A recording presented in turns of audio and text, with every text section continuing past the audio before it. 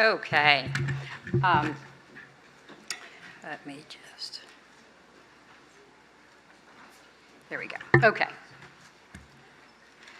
So I'll be starting out and talking about how to figure out why you have the symptoms that you have, because it's really important to understand why. We heard some good reasoning behind that from Drs. Hakim and Tingle this morning. And then Inge will be talking about the actual treatments or some possible treatments for physiotherapy. There's no way we can cover everything, but our goal is to spend 45 minutes on our part and then have 15 minutes for questions. So why are we dividing it into diagnosis and treatment? And diagnosis here, I don't mean to say whether you have HSD or EDS, but to figure out why you have the symptoms that you have. And if you think about having a car that's not running, and you bring it to the mechanic, yes, you want a mechanic who can fix things properly, but the mechanic has to figure out what's wrong with the car to fix the correct problem. That you don't want to bring a car in and have them change the carburetor when you've got 4 flat tires. So it's really important to understand not just that you have pain because you're hypermobile, but why do you have the pain that you have, so that your treatment can be personalized to the reason that you have that pain. And then, of course, you want a physical therapist who's capable of actually fixing it, doing the exercise prescription, instruction, etc. It's also, the car mechanic image works well because there's often several problems that you have at the same time, that you may have 3 flat tires and a bad spark plug. And so your physical therapist may need to figure these things out and not just say, oh, this is your problem, we fixed that problem, you're done, but to say, oh, well, we fixed this one problem, now we have to fix another problem, now we have to fix another problem. And you have to have this problem-solving mentality, and you and your physical therapist have to work together to figure out, okay, what's the first problem to solve, what's most important to you, and then work your way down. There's no easy fix, unfortunately. So these are some of the symptoms that people with hypermobility or EDS may have. I'm not going to read through them. You've already heard these several times today. I'm going to focus on the ones in bold on the top, because these are the ones that most often patients will come to PT complaining of. But PT can also be helpful for fatigue and some of the other problems as well. So if you are having GI problems or anxiety or depression, there are things that your PT can do that may potentially help, definitely for fatigue and POTS as well. But there are other talks that you'll be listening to that will focus on those. So I'm going to focus on the pain and the decreased function issues. So pain is probably what most often brings people to physical therapy. And it's really important to figure out where the pain is coming from. That rather than taking a pill that covers up the symptom, as a physical therapist, I want to figure out why you have the pain and help you not have it. Not just take a medicine that makes the perception of it go away. So I want to help identify the sources of the pain. So are there certain tissues in your body that are painful? And then what's causing it, what's aggravating it, what's perpetuating the pain? If you have pain that's gone on for months or years, why has it gone on for months or years? So what are the different sources of pain in EDS? And it pretty much divides into 4 categories. Much of the pain is musculoskeletal. That is your joints, your muscles, and your fascia, which is connective tissue that holds you together. Pain could be from bones, but people with hypermobility or EDS don't have more bone pain typically than non-hypermobile people. Nerves can be a source of pain, so nerves transmit pain signals, but nerves can also cause pain themselves. Your internal organs can cause pain. I'll talk very briefly about that. You want to keep that in mind because sometimes you have problems with the organs that cause pain that may look like musculoskeletal pain. And then there's pain due to neuroplasticity. That is your nervous system changing. And it's kind of like having bad computer programming. And I'll talk a little bit about that because the approach to managing that kind of pain is going to be different than the pain from a joint that's slipping out of place. So musculoskeletal pain is probably the most common source of pain, and joints are probably the most common tissues that cause that pain. So the joint capsules that hold the joints together have a lot of nerve endings, ligaments, bursa. And examples of joint-related pain are anterior knee pain, so the front of your knees hurt, your kneecaps, pain from shoulder instability, spinal instability, finger pain, etc.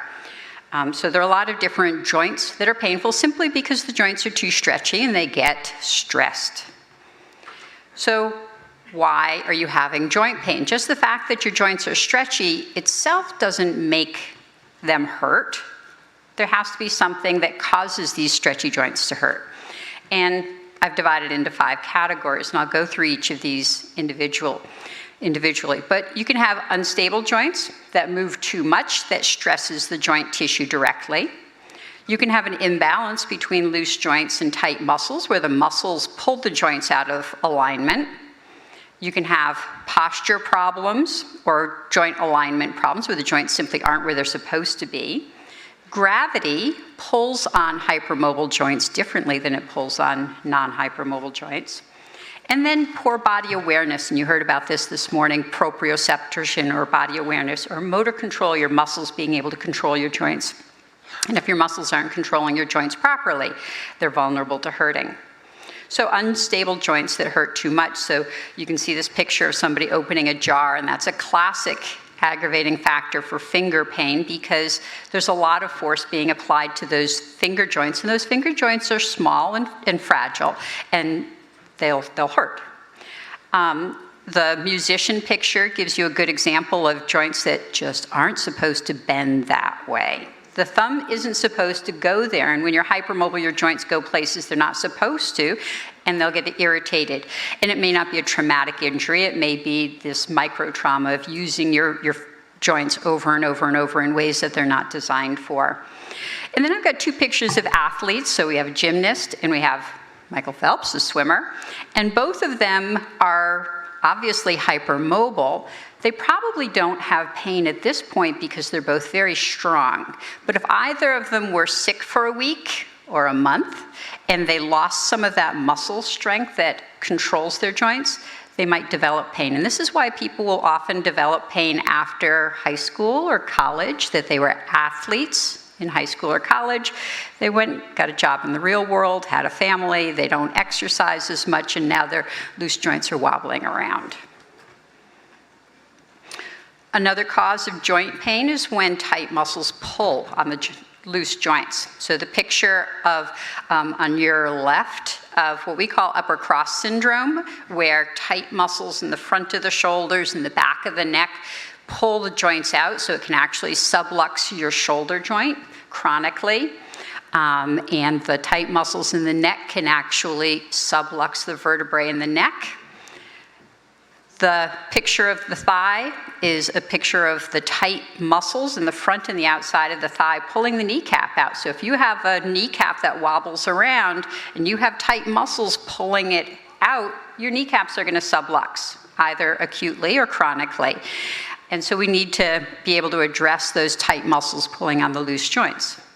The picture of the pelvis shows tight hip muscles, so tight hip muscles that attach to the lumbar vertebrae can actually pull the vertebrae out of alignment and cause instability. And this is why it's so important to understand why you have the problem, because in that case, if you wanted to stretch that hip flexor, you would have to make sure you're stabilizing those vertebrae, because you're always going to stretch where you're already stretchiest.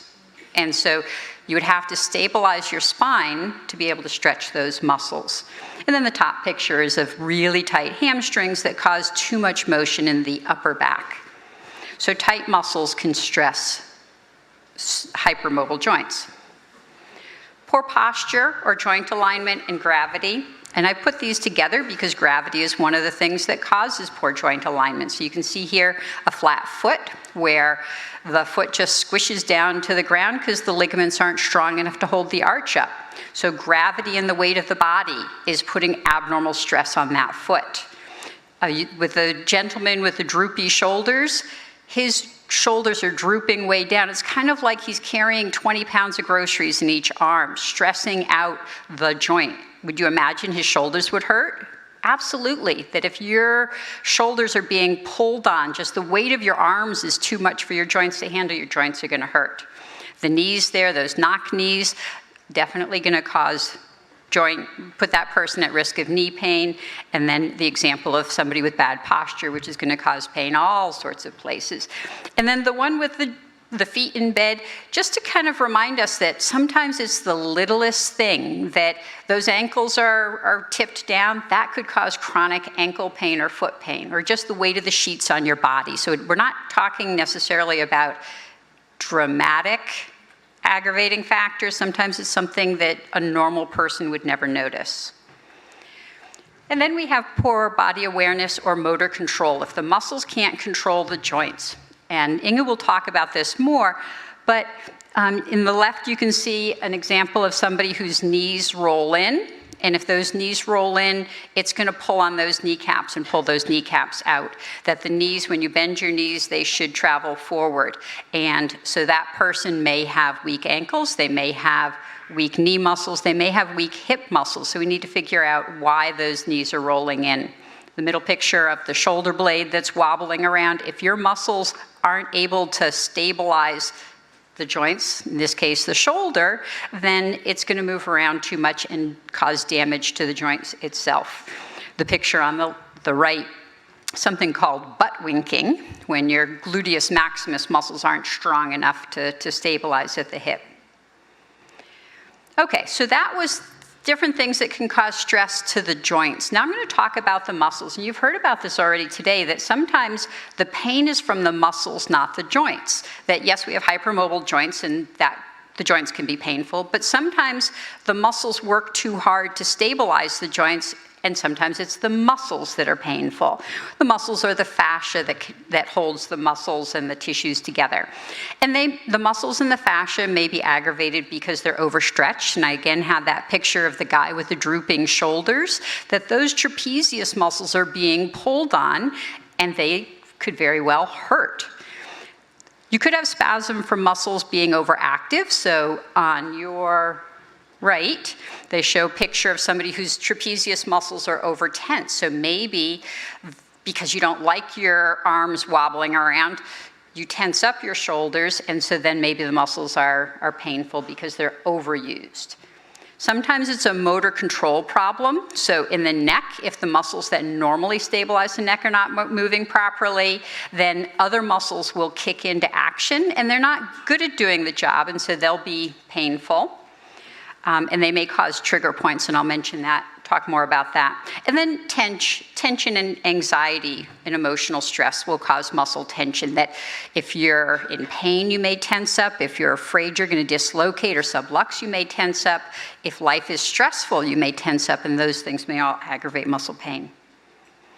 So these are some common trigger points. So a trigger point is a muscle fiber that's overactive, and it refers pain in another location, and the red areas are where the pain is referred. And there are little T pictures or T circles that show you where the trigger point might be.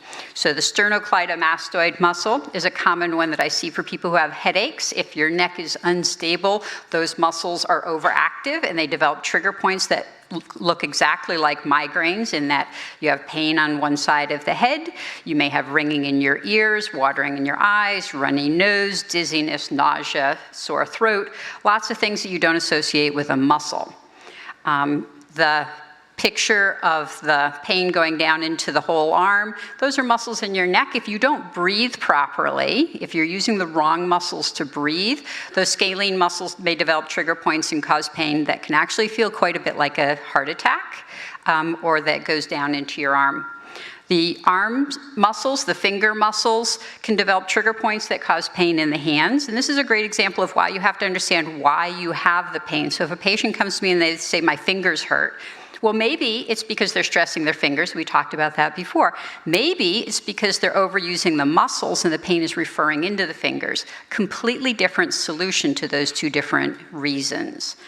Plantar fascia pain, again, it may be caused by the calf muscles developing a trigger point. It may not be from a problem in the plantar fascia. And then the hip muscles can cause pain that radiates down. All of these trigger points are ones that I see very, very often in patients who are hypermobile. So I've talked about joint pain, I've talked about muscle pain. I'll talk more briefly about nerve pain. So nerves obviously transmit pain, but nerves can also be the source of pain, either through being overstretched or being compressed. And everybody's familiar with carpal tunnel. There are a lot of other common places where nerves can be irritated, in the cubital tunnel in your elbow, the thoracic outlet, the nerves that come out of your neck into your arm, the vertebrae can press on the nerves. Sciatica, people have often heard of. Tarsal tunnel is like carpal tunnel, but in the ankle. So there are a lot of places where nerve pain can be the source of your pain, and often you'll have nervy symptoms. So tingling, numbness, prickliness, shooting pain, burning pain. And so if patients talk about those kind of symptoms, I'm going to look for a nerve that might be causing their pain.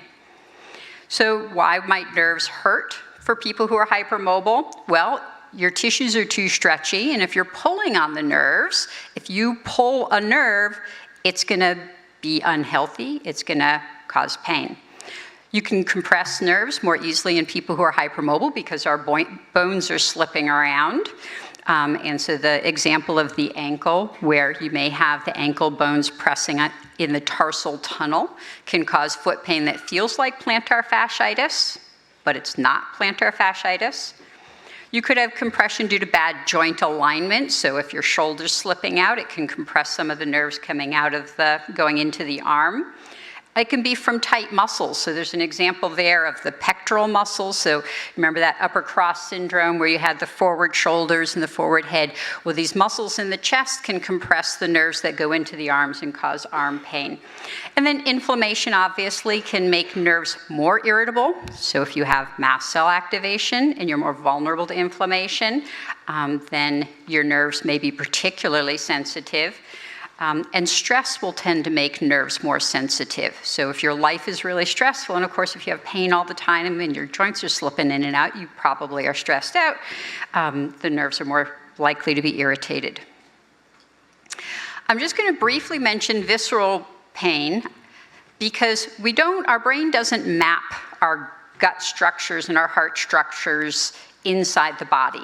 And so our brain refers pain to other places. And you've probably all heard that if somebody having a heart attack might have pain in their jaw, in their chest, and going down their arm. That's a referral pattern that we can recognize and say, could be a heart problem.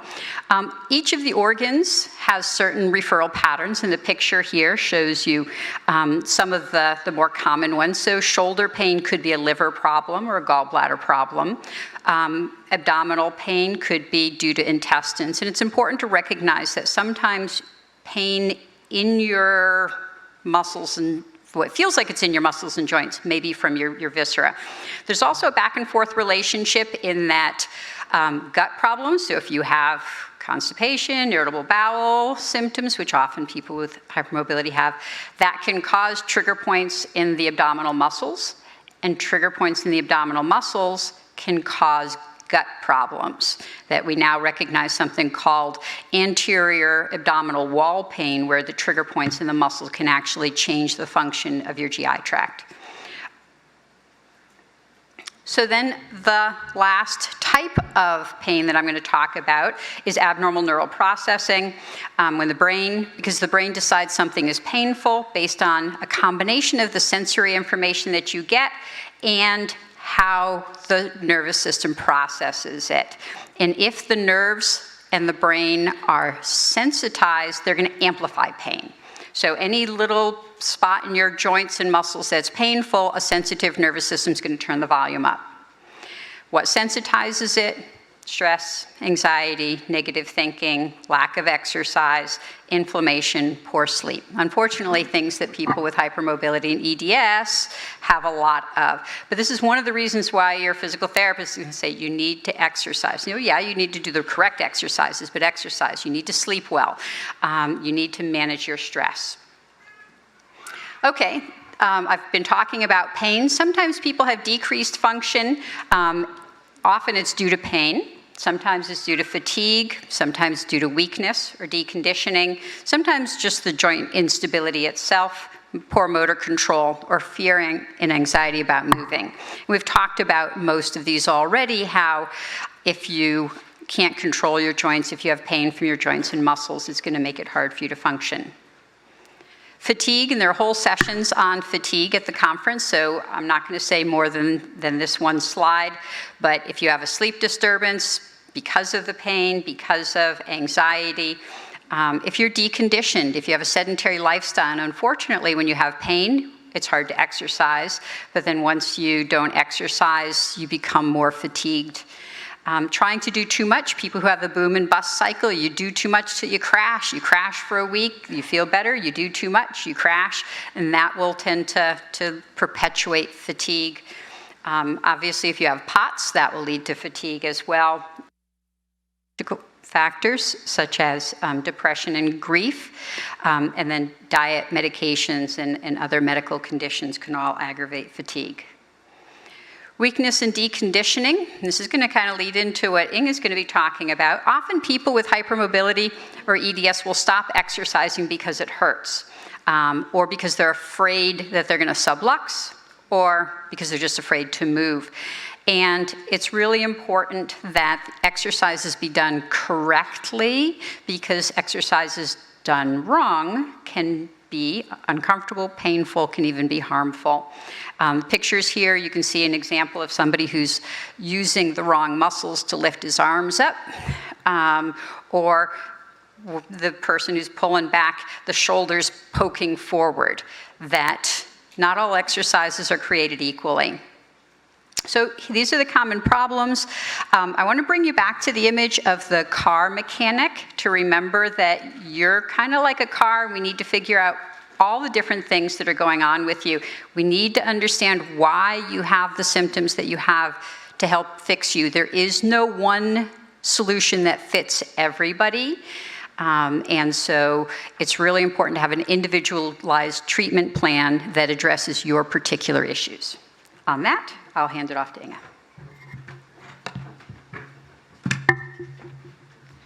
So it's past bedtime for me, and my first language is not English, so I'm gonna hope I can still produce proper English words. Let's see if this works.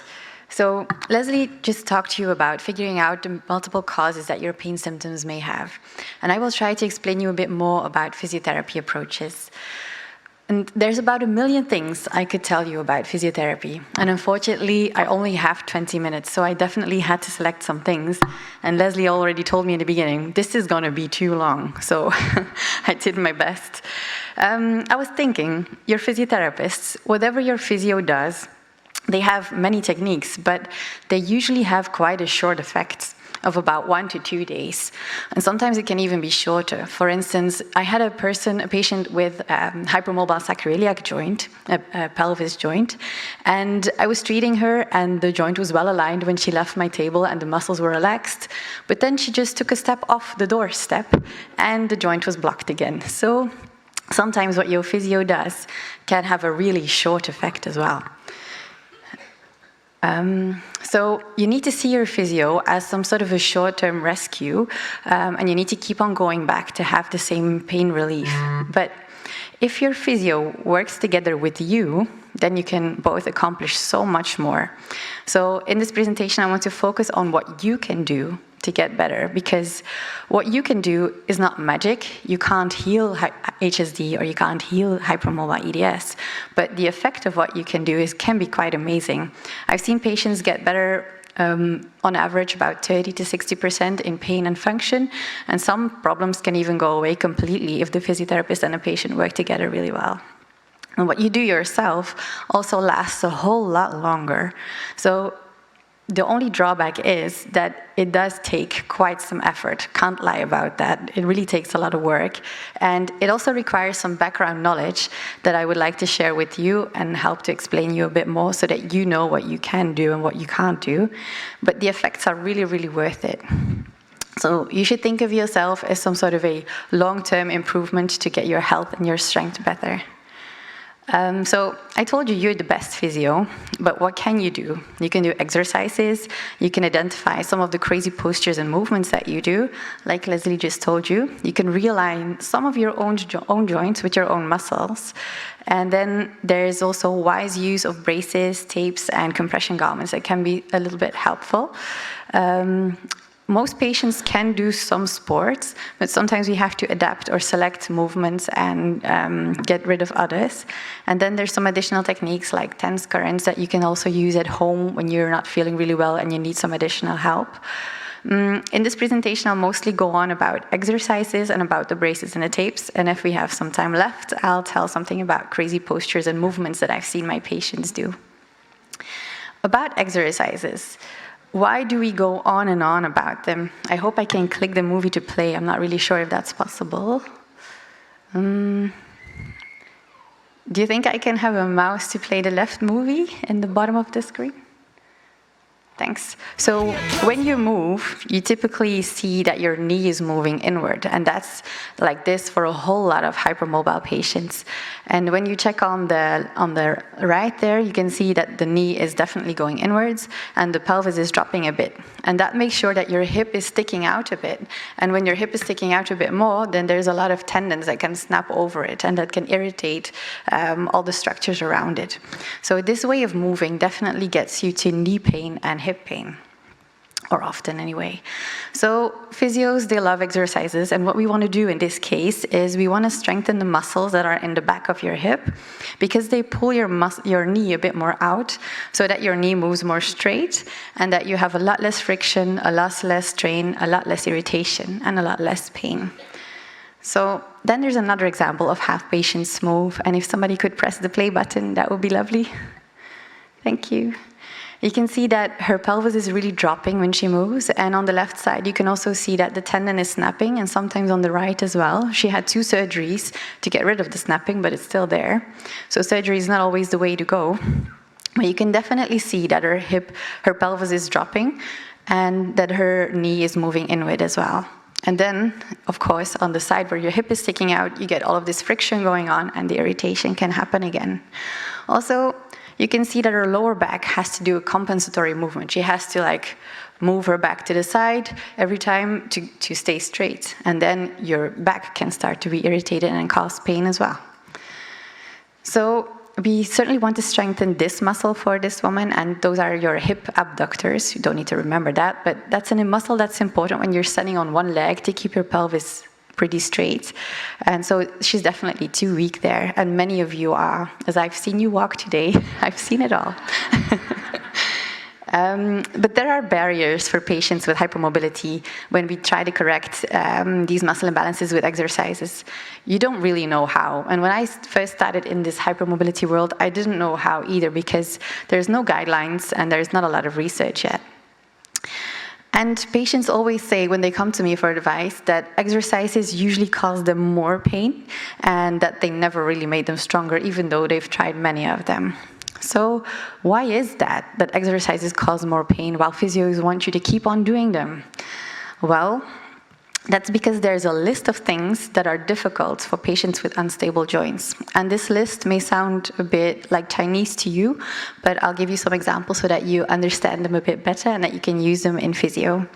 So this list is high-load exercises with big weights, or high-impact exercises when you're jumping, for instance, or open chain exercises where your hands or feet are moving freely through space, or end range of motion movements or large range of motions. That means that the movement you're doing is really large so that you go to the end of what your joint can do. All of those things are rather difficult for unstable joints. And when you combine those difficulties, which is often the case in some exercises, then you're in trouble. So let's have a look at an example of a high-load exercise. This woman is doing, suppose her knee is already irritated, and she's doing a very deep knee flexion, more than 90 degrees. You can also see that her full body weight is loading her knee, and that she's also carrying weights that are also loading the knee. So basically, for most of you, this exercise is quite a high-load exercise and is not exactly the best one. Maybe there are some of you who could, because it's not absolute. I mean, this is not a rule that counts for everybody. Some of you may be strong enough to do this, but most of the people I've seen, I think 99%, are not.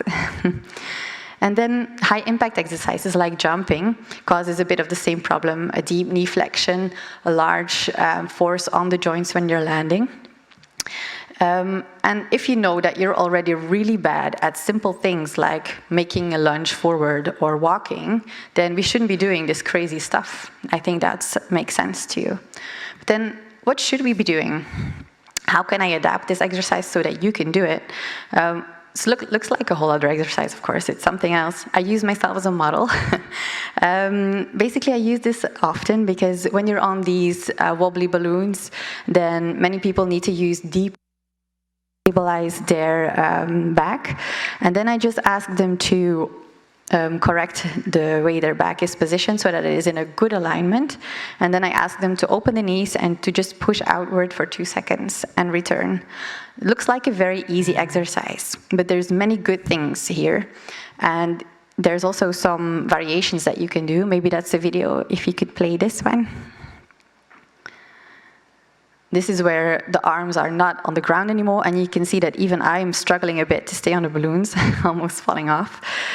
So basically, those little wobbly movements, make sure that you use your back and abdominal muscles that are located around the joint really deeply very well.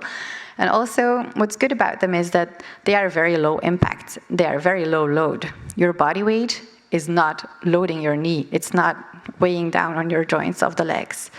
So also, this elastic band, which I often use, I think my patients have enough of it because they've seen it so much. Well, they actually are used to strengthen the muscles in the back of your thigh that I told you that can make sure your leg moves straighter. So I kind of use these elastic bands a lot. And there's an additional advantage of this elastic band as well. It causes what physiotherapists call joint approximation, meaning when you activate this muscle, you actually kind of pull the joints into its socket so that it is more difficult for it to go out. So if this is your hip joint and we use an elastic band, your muscles basically pull your hip head into its socket so that it can't dislocate. And when you do this on 2 sides, you sort of create a firm structure, basically. There's a lot of variants to this that I use. You can level it up by pushing the pelvis up some centimeters. You can do things like this. You can do things like this. And then I told you there was also something bad about this exercise, some other thing, and that was the large knee flexion. So if you remember the list of the difficulties for the unstable joints, then large range of motion, large movement was in there as well. So basically this was a high load plus large range of motion exercise. So 2 difficulties in one exercise, meaning that it's very difficult. So how can we adapt that to patients with hypermobility? I'll often start with very small knee flexions, very small range of motions, just like this, just bending through your knees slightly, like only 2 centimeters. And then we won't focus the exercise on bending it further, but we'll just do stuff like walking sideways, for instance. So then you don't flex the knees too far, just a little bit.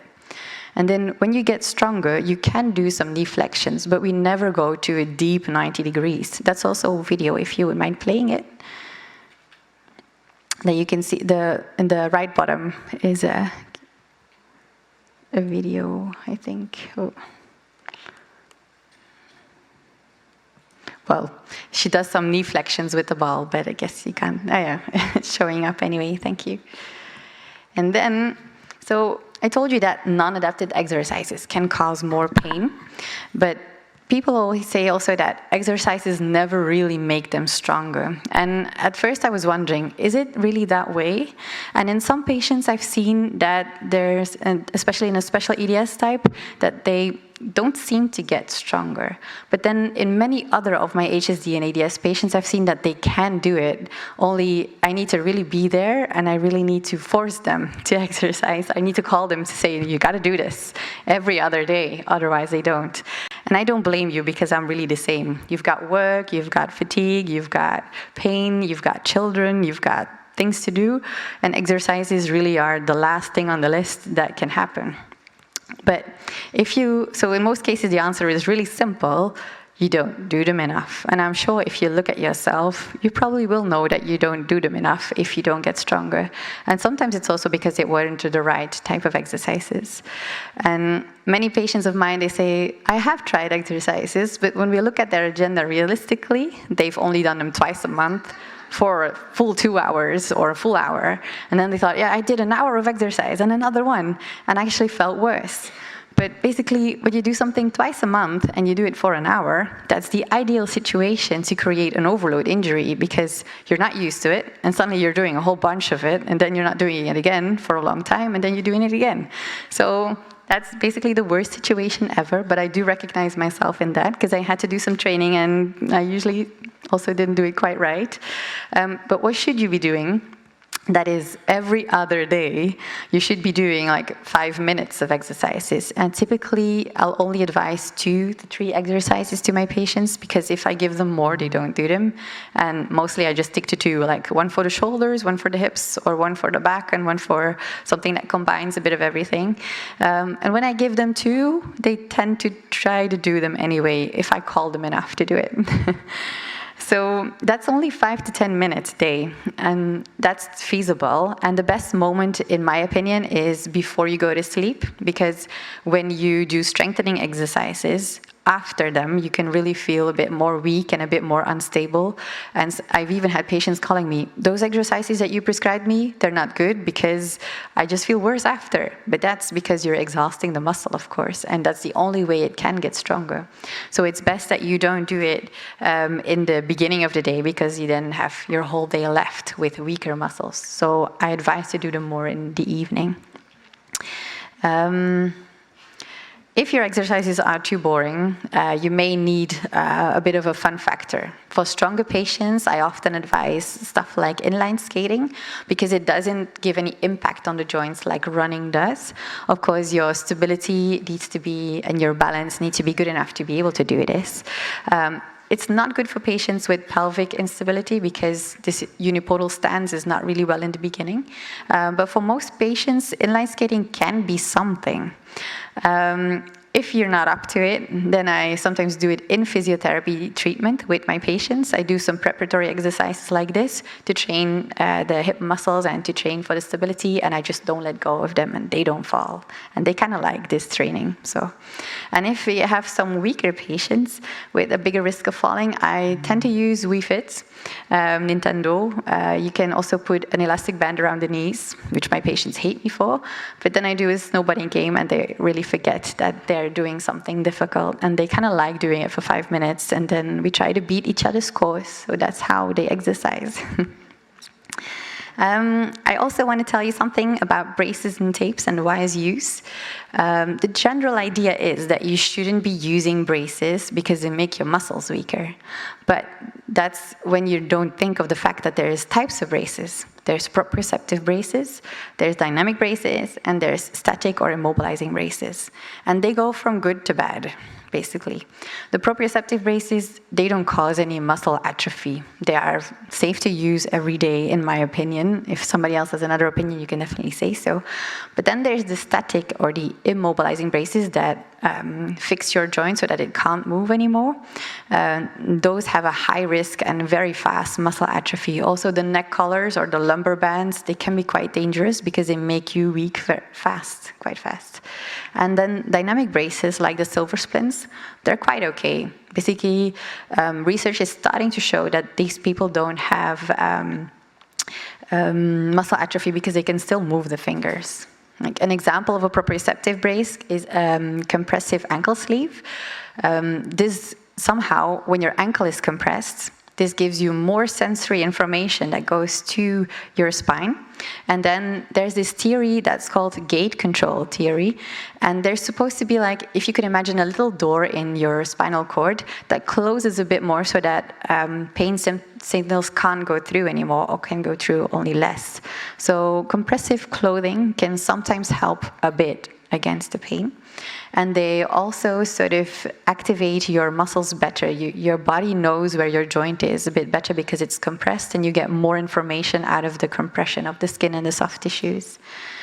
So other knee sleeves or compressive t-shirts or compressive leggings, they're quite okay, and you can wear them every day, according to me at least, because we don't really have any research yet. And then dynamic braces like silver splints, for instance. Most silver splints, they just prevent hyperextension, but you can still do flexion with it. So you can still use your flexor muscles and you can still do extension. You just can't do the hyper thing anymore. So basically, because you can still use your muscles, they don't get weaker. And then we also have this splint for the elbow. The left one is also a video. Would God want to play this one too, please? So you can still flex your elbow and extend your elbow, but you can't hyperextend anymore. So your muscles are still in use and it's not a dangerous brace. Then the next one, the static or immobilizing braces are the dangerous ones. If you use wrist braces like this, where you can't move your wrists at all anymore, or braces like this, where you can just gently move your wrist, they sort of give you very fast muscle atrophy and fast muscle loss, where this one was worse actually, and this one is slightly better, but we don't like giving these to young people because they are horrendous actually for your muscle strength. So proprioceptive braces like the compression sleeves, you can frequently use them, no problem.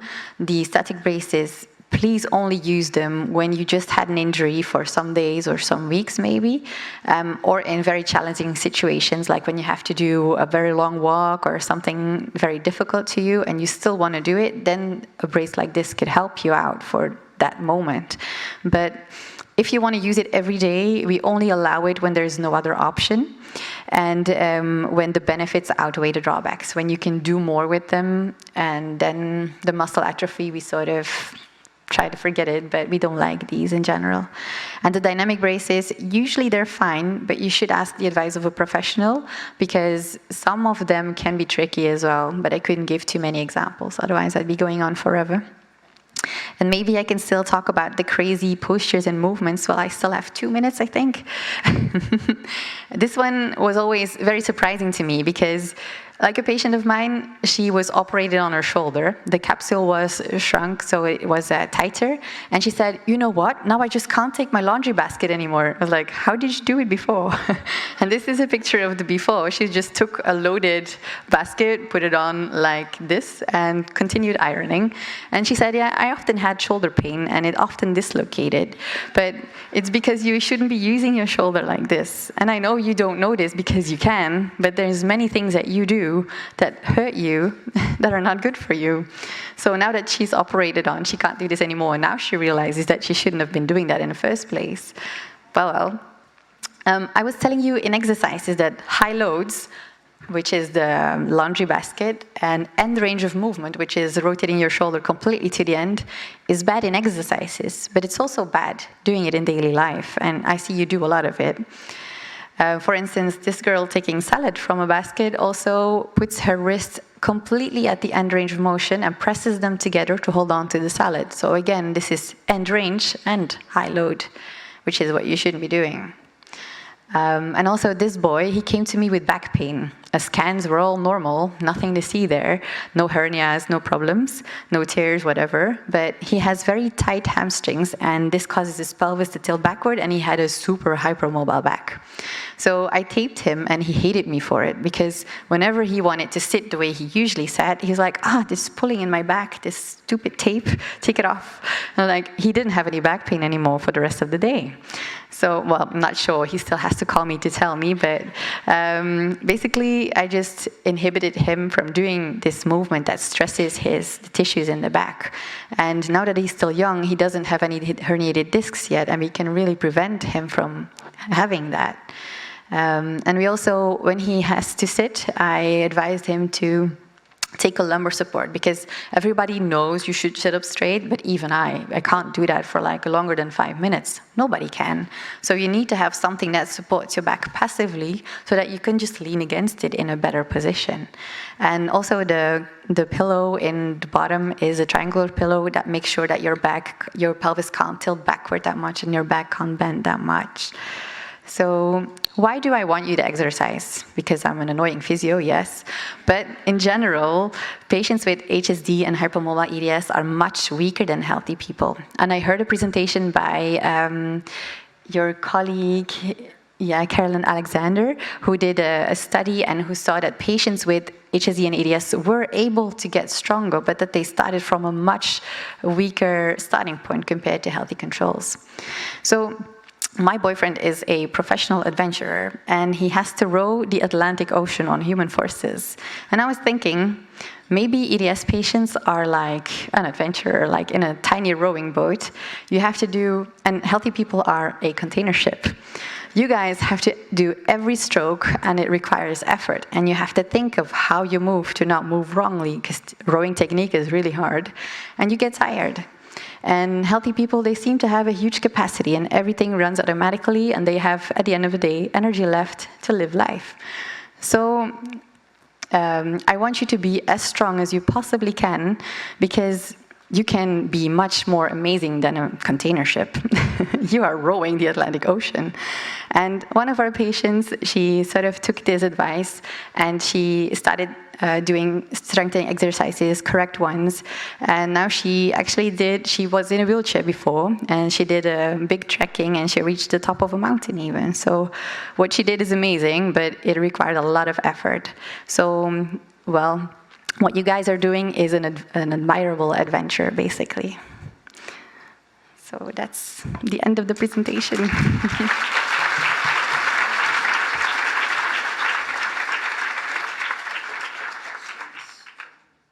So first comment is, I'm going to go with it being for Inge. Your English is amazing.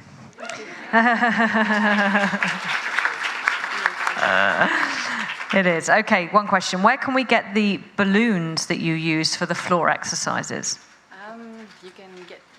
You can definitely get them online. I think I just bought them in a shop called Kruidvat, which you probably won't have, but it's a shop that sells a lot of stuff, like even Decathlon or something like that would definitely have them. Do you have any? Yeah, Amazon has them, Walmart, and certainly air pillows, I think. Not balloons, probably. Stability pillows or air pillows? Yeah, and you can also get them as foam pads. You can use at home, you can just use pillows. Your couch pillows will work as well. Anything wobbly. In your experience, do you find that visceral massage is helpful for patients with gastroparesis? Yes, it's anecdotal. I don't have research for it, but I certainly have evidence from some patients that I've worked with and people that I know. The muscles in your gut are muscles like muscles elsewhere, and so they can respond well to manual interventions. There is a technique called abdominal motility massage for constipation, where you can actually learn yourself to help push things through if you have gastroparesis. Visceral mobilization and manipulation requires advanced training. The typical physical therapist in the US doesn't have that training. We've had... So some osteopaths may have that training. So if you do want to try that, just make sure you go to somebody who has that training. We've had quite a lot of questions about how to treat chronic rib subluxations. That's one of my biggest problems as well. Mm-hmm. And to disappoint you, I haven't really found anything that's really good. The thing is that what causes rib subluxations or malalignments often is when you pick up something heavy in a flexion and a rotation position. So if you would sort of do this to pick up a heavy backpack and throw it there, or pick up a child like this and put it on your side, those typically are movements that can cause rib problems, also coughing and things like that. It's really hard. So even just living, generally. Yeah. The thing I'm trying now Being alive. is laying down on your back with some sort of a small foam roller underneath and going to a symmetrical extension of your back. Sometimes it can help the rib go back in. And some osteopaths and physios can also help you with some breathing exercises, but usually they're quite painful and they don't really work very well. So that's a difficult problem, yeah, even for me. Yeah, again, figuring out why your ribs are subluxing. I have one woman who subluxes when she toilets to clean herself, that twisting motion. And so we had to find other ways for her to achieve that goal without the twisting motion. So try to figure out what causes it. If it's when you cough, sometimes you can stabilize the rib when you're going to cough or sneeze. So try to figure out why and when it's happening.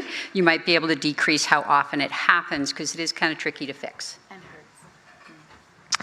What are your opinions on weighted blankets? Well, weighted blankets are often used also like in homes for elderly people and autistic children as well. And the idea is that they cause some sort of an extra pressure, an extra sensory input, like the compression garments I told you about, the sleeve on the foot. If you compress something, you get extra information, and they can sometimes cut off the painful signals to your brain. So we don't have any research on it yet in EDS, but theoretically they could cause a bit of a pain decrease. Not a miracle, but maybe something. But yeah. But a caution would be, for some people with EDS, just the weight of regular sheets pulling your ankles down can sublux your ankles. Weighted sheets and weighted blankets can cause more of that, so be careful. How do you do PT when the pain is just too great to move? When the pain is really too much, usually I do soft mobilizing exercises, no strengthening, things like that. And more manual therapy. Also, really need to find where the pain is coming from. And one of the techniques I'm trying right now is to wrap the painful limb into a compression sort of bandage and then mobilize it while being under compression. Sometimes seems to help. So those are just techniques that we're trying to develop. And some exercises can be as gentle as breathing, that exercise doesn't have to involve strenuous activity, that sometimes we have to teach people to relax muscles that are too tense before you can learn to activate muscles. So meeting you where you're at, starting you with exercises you can do, and it may be lying down, thinking about how you're breathing, that may be enough exercise for you for the first few weeks. In 2017, at a conference of ours, apparently lap swimming was cited as hard on hypermobile EDS, especially for neck and rib and shoulders. What are your thoughts about lap swimming if the above problems are occurring? Lap swimming. I think with lap swimming you mean swimming over and back and forth. Sometimes I do aquatics like aqua jogging, or things like doing motor control exercises, how to move your knee, stepping off and on to something. But actual swimming indeed can sometimes cause trouble. Definitely when you're keeping your head above the water because you're stressing your neck a lot. If you go under the water with your head, it's usually better. And then also swimming, if you go very wide, your shoulders can dislocate more easily. So if you swim more narrow, usually it's better also. And sometimes for the legs, if patients have too much hip problems doing, I have no idea what the stroke is called in English. Breast, yeah. Breast stroke. With the legs opening and closing, then we sometimes put a pillow in between them just to stabilize. And it's just finding your way. Also, swimming on your back usually better than swimming on your stomach for the neck. So you can adapt swimming. And it gets back to, there's no solution that's right for everybody. So I've heard people say lap swimming is bad for everybody. But that's not true. Some people can swim. I have patients who can trampoline. Not a great choice for most people with EDS. I do martial arts. Also not a great choice for most people with EDS, but everybody's different. So if you can swim, you may need to modify how you swim, but it's not a one-size-fits-all. Some people can swim. Some people, it might not be a great choice. Some people may need to modify it. How do I know how much exercise to do so that I work muscles hard enough to strengthen but without going too far? And this is a really difficult one. And usually people are only able to do this when they're a bit older. I see many teens struggle with that because they tend to do too much.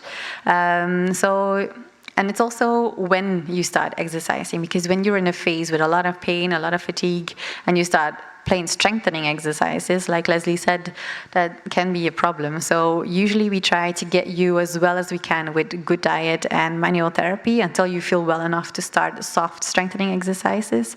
There's also exercises that are stretching, more soft mobilization. But finding the balance between doing enough and not too much is really a very thin line to walk. So that's, even for me, I need to know my patient like for 4 months, and only then I can start to see what they can and cannot do. Okay, so there have been quite a lot of questions asking how people can find a therapist in their area. And I don't know if people are aware, but the Ehlers-Danlos Society has a health professionals directory. And on that directory are all different types of disciplines all over the world that you can go onto where you live and see who's in your area. And we do have a good range of PTs, so you can see. Also, again, like we were saying earlier, they don't have to necessarily be experienced with hypermobile EDS. They just have to be willing to do the right thing and learn and educate themselves with the resources we have.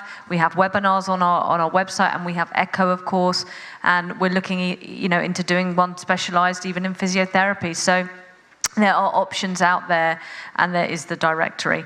But for now, thank you so much to Leslie and Inge. We really appreciate your expertise.